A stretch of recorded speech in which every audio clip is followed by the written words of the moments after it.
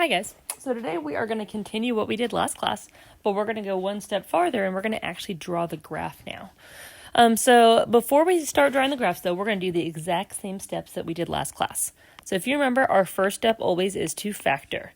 So on the top here, I can take out a GCF, and then I can factor the bottom. That's going to factor into x minus 7, x plus 6. So you can see that the x minus 7 is going to cancel out, which means I'm going to have a hole with an x coordinate of 7, and I'm left with the function 4 over x plus 6. If I plug in 7 for x into the remaining function, I'm left with 4 over 13. All right, vertical asymptote, we set the bottom equal to 0, so I would get x equals negative 6. Horizontal asymptote, this has a degree that's higher on the bottom, so bottom heavy would be y equals 0. X-intercept, we set the top equal to 0, but in this case, the top can't equal 0, so we are not going to have an x-intercept. Y-intercept, I'm going to plug in 0 for x, and if I do that, I'll end up with 4 over 6, which is 2/3. And then our domain, we're going to skip the vertical asymptote in the hole. I'm going to start at negative infinity and then go to the smaller of those two numbers first, which is negative 6. Then I'm going to pick back up at negative 6 and go to the next number, which is 7. And then pick back up and go to infinity. And then if you remember, end behavior is going to go towards the horizontal asymptote. All right, so to actually sketch my graph, the most important thing for you to sketch is the hole and the asymptotes. So to draw the asymptotes, I'm just going to draw a dotted or dashed line wherever those occur. So x equals negative 6. I'm going to make that a dotted line. Y equals 0. I'm going to make that a dotted line. And then I'm going to have a hole at 7, 4 over 13. So I'm just going to put an open circle at 7, 4 over 13. I can also mark my y-intercept at 0, 2/3. So then at this point, we just need to draw the actual graph. And honestly, guys, once you've gotten to this point, you've gotten most of the graph actually done. At this point, we just need to figure out where the curves are. So what we're going to do is we're going to have, you can see how there's some boxes here. It's kind of a section here and a section here and here and here that those asymptotes make. Well, whenever we draw the actual graph, it's going to be like these little kind of curve-looking things that go towards our asymptotes. Now, we're not going to have all 4 of them, though, right? We're only going to have, if you look on the asymptote, there's only going to be one to the left of that asymptote.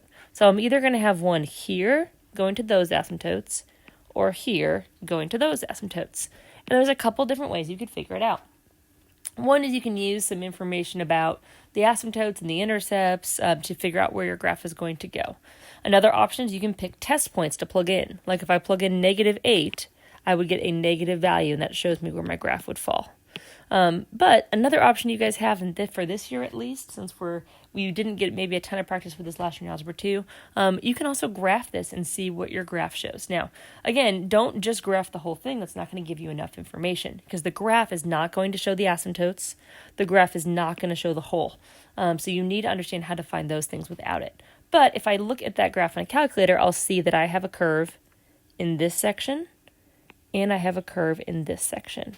So at that point, I just make it go towards my asymptotes and go through any intercepts or holes that I have marked.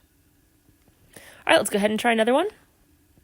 And if you feel comfortable and you remember stuff from last class, pause the video and try and find all those features on your own. All right, so let's factor the top. So that's going to factor into, let's see, well, I'll go ahead and go through the long process with you guys. So looking for numbers that multiply to negative 20 and add to negative 1.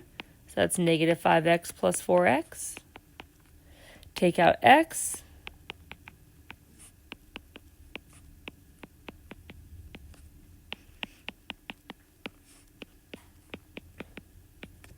And those are my factors for the top.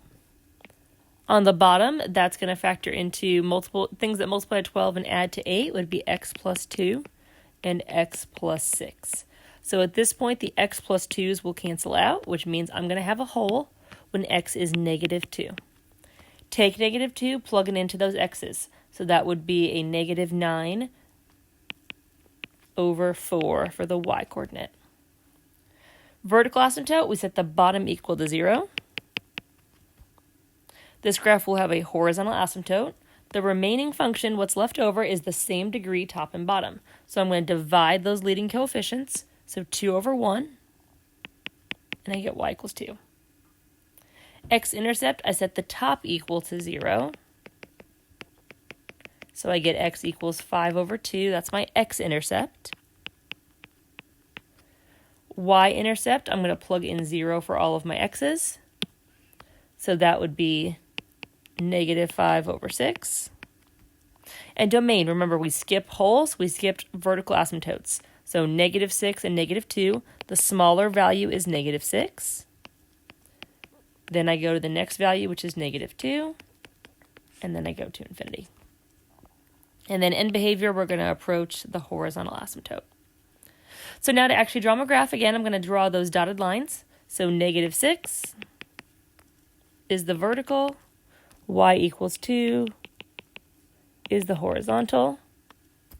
I've got a hole at negative 2, negative 9 over 4, which is a little bit over 2. I have an x-intercept at 2.5, and I've got a y-intercept at negative 5/6. So you can probably tell just by noticing that, hey, there's 3 points right here. I'm probably going to be in this section of my graph. But again, if you want to check it on a calculator just to make sure, you will see that I'm in this section of my graph going toward the asymptotes. And then to the left, I'm either going to be here or here. And again, if you need to check on a calculator, you can, but you can also think a little bit about it. If I were to be in this section of my graph, I would create an x-intercept that doesn't exist. I can't do that. So it's going to have to be in that section. All right, now let's do another. And again, if you feel comfortable from what we did last class, pause the video, try to find all the features on your own. All right, so I'll factor the top first. This is going to be x minus 5 and x plus 3. There are no holes, nothing cancels out. Set the bottom equal to 0 for the vertical asymptote. In this case, there is not a horizontal asymptote. It is top-heavy. The degree on the top is higher. There is going to be a slant asymptote. The way we find a slant asymptote is we use division. So if I'm dividing by x plus 1, so with synthetic division, negative 1 goes in the box. I'll write those coefficients. Bring down my first. And then I can write that equation. X-intercept, we're going to set the top equal to 0. In this case, there's 2 of them then. 5, 0, and negative 3, 0. Y-intercept, plug in 0 for all of your x's, and that's a little bit easier to not use the factored form, because then you can see it's just the negative 15 over 1. Domain, the only value we won't touch is that negative 1, because there's no hole, and there's only one vertical asymptote. All right, so I'm going to go ahead and draw this. So I'm going to plot my vertical asymptote. To draw the slant asymptote, I'm just going to graph that line as a dotted line. So that line is x minus 3.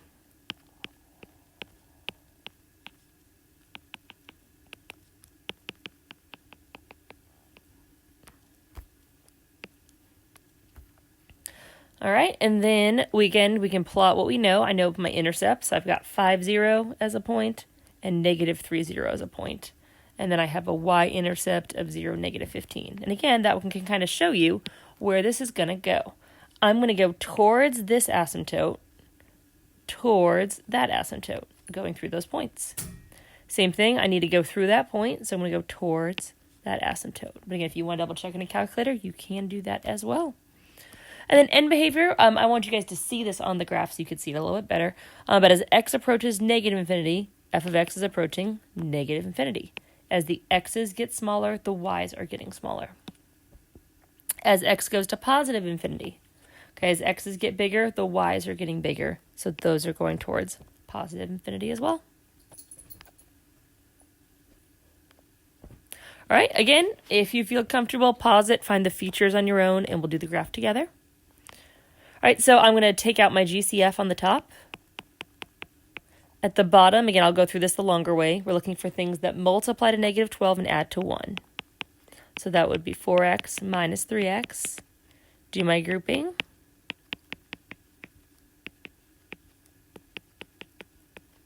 And I end up with 2x minus 3, and x plus 2 as my factors. All right, so I'm going to go ahead and just erase that work there to make some space. So you can see there is a factor that's going to cancel out.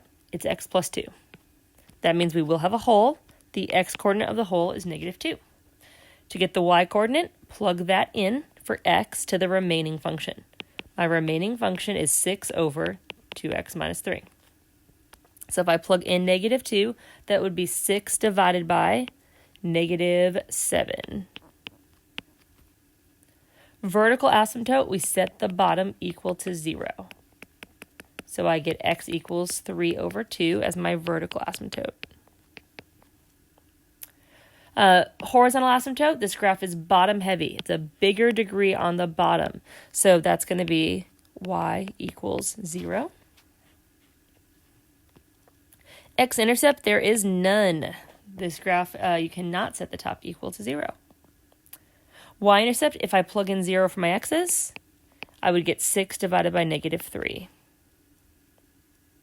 Domain, again, we're going to skip the whole in the vertical asymptote from negative infinity until the smaller of those two numbers. So negative 2 is smaller than 3 over 2. Pick back up at that same number, go to the next one, pick back up, and go to infinity. And then end behavior, we're going to go towards the horizontal asymptote.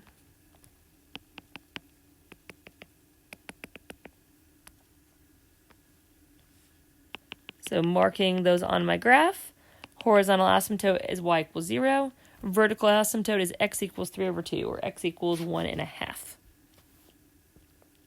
I can plot the whole, so negative 2, negative 6 over 7. So somewhere right there. I can mark the y-intercept, which is 0, negative 2. And then again, you can probably tell part of your graph is going to go through those points. And then to find the other one, again, you can use what you know about the graph. You can use the calculator to double check. You can plug in a point, but we're going to end up in this top right section. Again, going towards the asymptote at the ends. All right, there was one more. This one is a little tricky. I'll warn you guys. This is one of the reasons why it's very important that you always factor first. So if you look at this at first glance, you may think, hey, this is top heavy. It's going to have a slant asymptote. But look what happens when we factor the top. It's a difference of squares. So I end up with x plus 3, x minus 3. Those x minus 3s are going to cancel out. Your remaining function is just x plus 3. So what's different here than the ones we've done, x plus 3 is not even a rational function. It's just a line. Now, it does still have a whole in it. Okay, we'll go ahead and do the steps for the whole. We cancel out x minus 3, so the x-coordinate's 3. If I plug in 3 for x, I would get 6. So this graph is going to have a whole at 3, 6. But the remaining function is just the line x plus 3. So I'm just going to graph the line x plus 3. And that's my graph. Now, if you look, this is a line with a hole. Lines don't have vertical asymptotes or horizontal asymptotes. Now, they do have x and y intercepts, so we can still find those. And it does still have a domain. We are still going to skip the hole. But we don't need to worry about asymptotes because, again, at this point, your graph is just a line with a hole in it. So this is why it's important that we always make sure to factor first. All right, and then end behavior, again, it kind of looks like a slant asymptote, but it has the same end behavior as the line. As x approaches negative infinity, f of x is approaching negative infinity. And as x approaches positive infinity, f of x is approaching positive infinity. All right, so that is it for rational function graphs. Again, a lot of this is review from last class. The only part that's really new is the actual drawing of the graph. But again, the most important part when you draw the graph is going to be the asymptotes and the intercepts that you've already been finding.